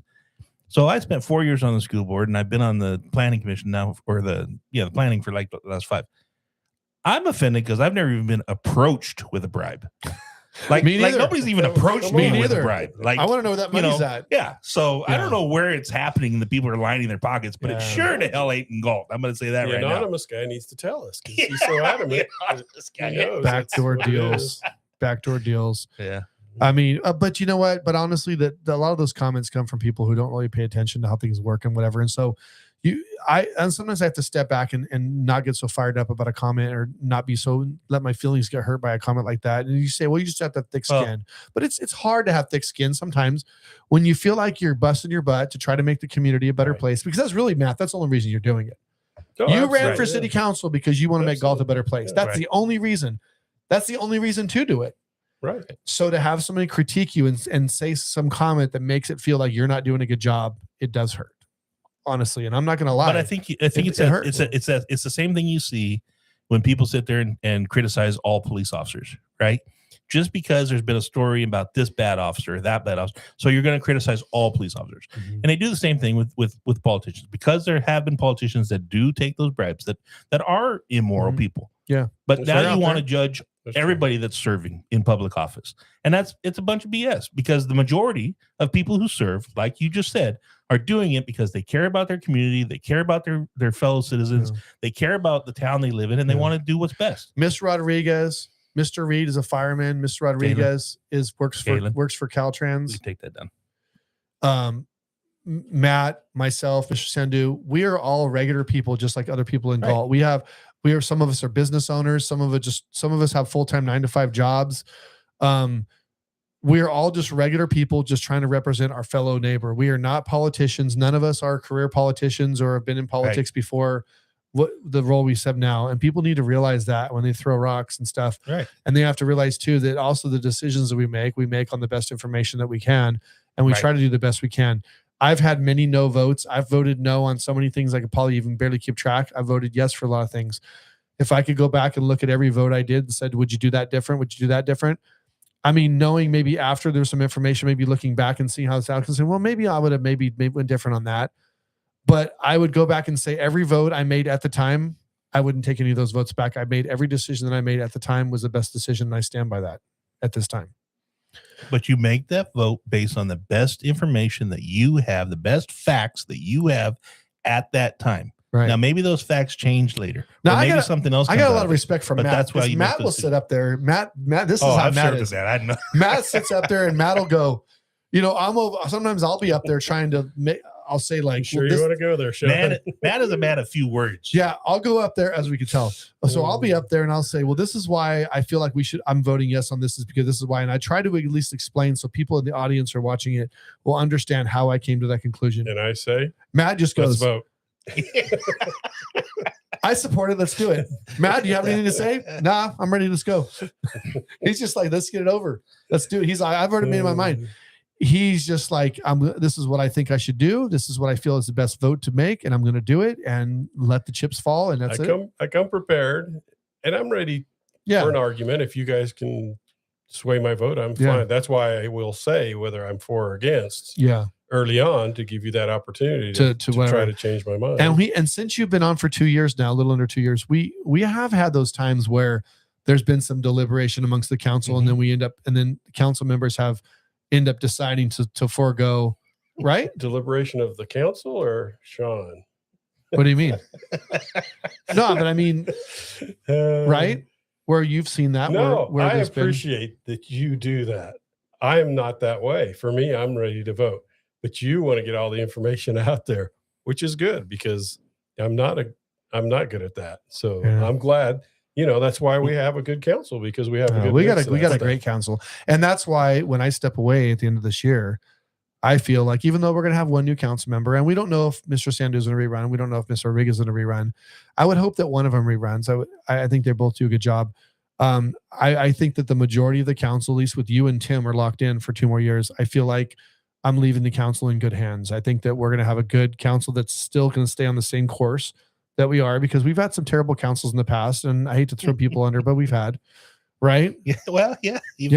No, there's people. I'm just thinking that when I first got elected to the school board, that first meeting, we had to pick who the school board president was going to be. Yeah. And we picked Matt, and he'd only been on the school board for not long, not even a year, I don't think. And it wasn't the most popular. It wasn't the 5-0 vote. But Matt, again, Matt's a quiet guy. He doesn't say a lot. But that year as board president, Matt served that board well, because Matt took the heat and he took the comments that were being made at us, and we got the business done for the school. Well, you're right. I mean, not everyone that gets elected is good. Well, yeah, right. And you're right. I think the council we have right now, they all do their homework.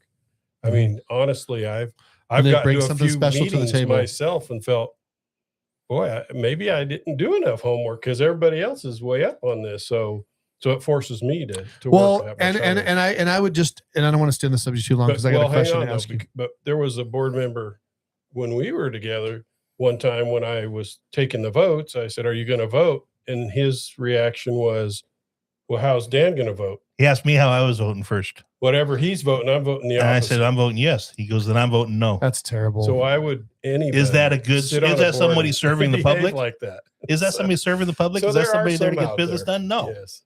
No. And I think that looking back, there's been some council members, and way back, I remember some specific ones that were very knowledgeable people and had a plethora of knowledge. But in my opinion, and it's just my opinion, that they weren't good council members because I thought that they were always making decisions based on some sort of knowledge and experience that they had, and they weren't doing what they felt the community wanted them to do. I don't think they were doing as best for the community. They were just doing what they wanted to do, right? And they were influenced. There's a difference between you saying, I'm going to vote this because this is what I think we should do, or saying I want to vote for this because I feel like this is what we should do. Because you got to remember at the end of the day, and this is what I think about every time I'm up at dais, is I'm only an extension of the people of this town. I'm just sitting up here on their behalf. They've said we want Sean. Some have said we want Sean up there to make that decision for us. It might not be your city. It might not be it might not be a decision they agree with, and I'm making. They're like, oh, why did you do that? I wouldn't have voted that. But that's what you have to keep in your mind when you're making those decisions. Is that I'm just a regular person, but have been put in a special position to make a decision for these people. Not because I'm the smartest person in the room, not because I'm the most educated person, because I'm not. I am by far the least educated. There's people in this town have master's degrees and you name it what. I don't have a master's degree. I don't have a bachelor's degree. Okay. But people don't vote for someone just on experience, and they don't just vote for people. Sometimes people vote for someone because they look and they go, this is a guy who I think has my best interest in mind, and I think he cares for the community, and I think he'll do what's best for the community, and that's why I'm going to vote for him. And that's why some people cast their vote. Others may vote for someone who's just got a lot of experience. Maybe that's what I've seen council members that I felt were not strong because they would meet at McDonald's with their 4 friends, and that's where they made their decision. Instead of being independent and making a decision on their own, they've got their neighbor or somebody in their ear, oh, this is the way it's got to be. Well, they don't have the guts to look at them and say, well, let's talk about the facts and really get into this. So we have to wrap up here pretty quick, but I have one last question for you, Matt, that I want to make sure I got this on here. All right. So we're not going to discuss the branding campaign that you and I, it was a 5-0 vote. We approved the branding campaign. We talked about that on the last show, and Amy covered it. Great job. But what I want to ask you is, if someone came up to you, Matt Pratton, if you're somewhere else, and somebody introduces, oh, this is my friend. Oh, this is Matt. He's from Galt. Oh, really? Galt? It's like, yeah, it's Galt's down by Sacramento. So, oh, Matt, so what do you do there? Well, I do this and that. Well, I'm also a city councilman. Oh, well, Matt, tell me about Galt. What do you tell a perfect stranger who's never heard of Galt? If somebody asks you to tell you about Galt, what do you say to that person? Say it's a small town that I grew up in. I think you guys have made the comment of, it's my home. It is my home. Not planning on leaving anytime soon. But I think location, we sit in a great spot. When we talk about growth and stuff, I always say it's unbelievable to me that we're not larger than, we're lucky we're not. We could absolutely be much larger than we are. And I know I've already made a couple comments tonight, sound like I'm pro growth. I'm not. But I just will talk to them about our location, and, it's a small town, and how important that is to our community. We don't have, California doesn't have a lot of small towns. And again, you look at our location, it's amazing that we're small. So just pride in our community. Of course, I always talk a little bit about football traditions and stuff like that. So if I was to say, sum up Galt in 2 words, what would it be? Or 1 word, 1 or 2 words? What was the first thing that comes to mind when I say Galt, California? Oh gosh. For me, it's just hometown. Hometown. Yeah. Hometown, and usually hometown means not small. birds. Not birds. I agree. Yeah, that's a touchy subject. Somebody talked about the island on Bonnie's district. I always think that's funny too, that that's within the city limits, but that's all it is a sewer plant out there. Yeah. There's no residents out there. Yeah, just a sewer plant. Yeah. Well, it's good that you said that, Matt, because I think, this is a question that's going to be asked by a lot of our citizens. Yeah. What do you think of when you think of Galt? What does Galt mean to you? What is, when you think of Galt, what comes to mind? What do you think of? And not only what citizens think of Galt, right? Well, this is why. But they're going to ask people outside of Galt, what do you think of Galt? What do you Galt know as? Because we need to know that, because maybe we don't know that. Maybe we don't know what people think about us, right? No, this is why I supported that, because I'm like you. I think I'm too close to it. I would like to be interviewed. That's a good way of putting it. You're too close to it. But I would want to agree hear with that. everybody's opinions. I would agree with it, because maybe there's some information that comes back to us in 10 to 12 months and says, this is what the perception of Galt is on the outside. And that might be something where you as a council member and me, if I'm still here at that time, the council at that time will sit there and go, well, we need to have policy direction that maybe we can get away from that, or we need to embrace that. We want to embrace that more. But those are decisions that information is going to help you, definitely you, because you'll be here, and the other 4 members of the city council to make those decisions. Right? Yep. I think the thing about it, you mentioned about being home and everything. I think, you've seen growth. So, when you think of Galt, you think of the Galt of your childhood or your youth, right? Yeah, I can remember seeing the sign. It was less than 5,000. And like Sean and I have talked about, like our parents' generations, they remember when Galt was small at their size. Each generation is going to remember Galt being small at a different size. There's a generation that's going to remember Galt being small at 26,000 people. But we will never be Elk Grove big, right? We're never going, we won't. So are we going to grow? And I think, Matt, you just said you're not for growth, but at the same time, you understand there has to be a level of growth for the schools, for the tax revenue, for the citizens. So I think that's an important. Well, I want to thank you, Matt, for being on the show. We're going to wrap up now. I appreciate you taking time out of your evening. I did want to do a shout out to one of our sponsors. Absolutely. So Ward Engineering just did some work for us, my wife. Oh, did he? Did an excellent job. Ward Engineering right here. Good guy, Matt Ward, and we appreciate his. And I'm going to be doing a sponsor feature on him coming soon. We're going to try to highlight, instead of just saying all our sponsors' names, we want to try to do a highlight on an individual sponsor and make it a little more special moving forward. So we'll be doing that on each episode. So, but yeah, we want to thank Matt and Ward Engineering and all our other sponsors. And stay tuned. Right at the end of our show, we'll have a sponsor screen that comes up. And if you recognize names on there, please frequent those businesses. Use their services.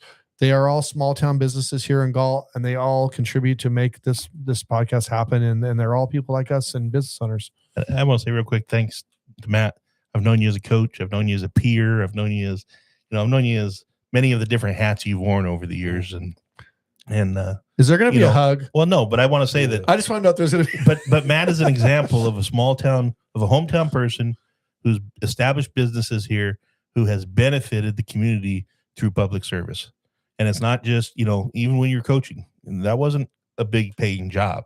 It was very small. No, back then, a lot of that stuff. And so you think about this, Matt's the kind of person that makes Galt the small town that we all tend to love and want to be a part of. And there is a lot of people in the community that are here. Shut his microphone off. It's too much. Yeah. Too much. Harry Wenzel says, thank you, Dan, Sean, and Matt, for an interesting podcast and for all that you do for the city. Thank you, Harry. We appreciate that. So I want to make sure everybody stays tuned. And I want to thank Harry for wearing our podcast shirt to the last city council meeting. Shout out to Harry for wearing the podcast shirt at the city council meeting. That was awesome. That. I was watching it. Hey, by the way, we have some new swag. We just ordered a whole new batch of shirts, and we got some decals coming. We're going to be giving those away. We're going to be putting those out in the community. So stay tuned. Those are going to be flowing as soon as we get those in, and especially the decals and stuff. So if you'd like a decal, send us a message. If you like a shirt, those are going to be, we'll give those out, but not just willy-nilly. You're going to have to either win it on a trivia or maybe there's some special reason, but stuff's coming. I want to thank our sponsors again. I want to remind everybody, we have some good shows coming up. I can't say exactly who's going to be on the next show because we're still trying to fine tune that, but we have someone coming on our show soon to talk about some senior programs and some things that they do in the community to help our seniors. We're going to have an episode soon where one of our sponsors who's into real estate is going to come back and give us a breakdown on all the new projects that are happening, the different subdivisions that are different builders. They're going to break it down on which builders building what homes, what the price points are, what they feel the differences are in those homes, which areas they prefer or that are selling better than others. They're going to break that all down. So if you're in the market for a house and you're looking at some of the new homes, make sure you tune into that episode. I think it'll be very informative for people who are in the market for a house. Again, thank you, Matt. Thank all our viewers. Thank our sponsors. Happy St. Patty's Day. That's coming up. Yep. Go to a local business. Please get some green follow beer. our pages. Please subscribe to our YouTube channel. Just click subscribe so you can be a subscriber. It doesn't cost anything. It's just you subscribe. It'll show us. And also follow our Instagram page, Great American Little Town. There's a lot of green specials at a lot of the restaurants in town over this weekend. So be sure to, and they're over the weekend, not necessarily on Tuesday, but over the weekend. So check them out. So from all of us Support in the Great local. American Little Town, from Dan and I and Matt and Killen off screen here, we want to thank you for watching. We appreciate your patronage and your viewership. So everybody have a good evening, have a good night, and we'll see you next week.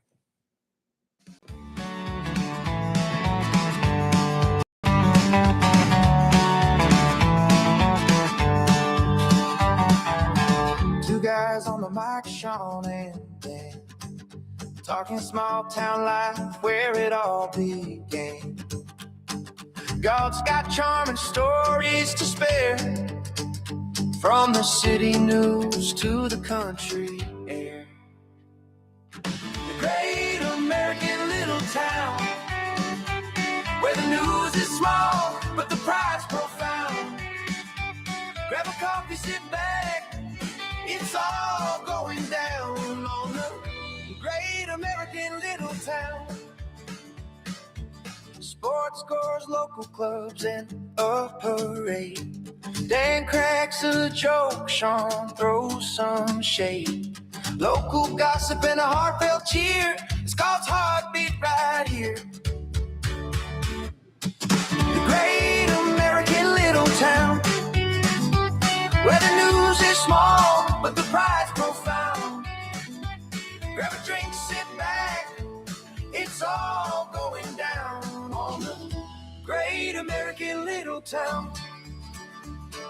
Sean and Dan with the hometown spin. Tune in weekly and you're all in the great American little town.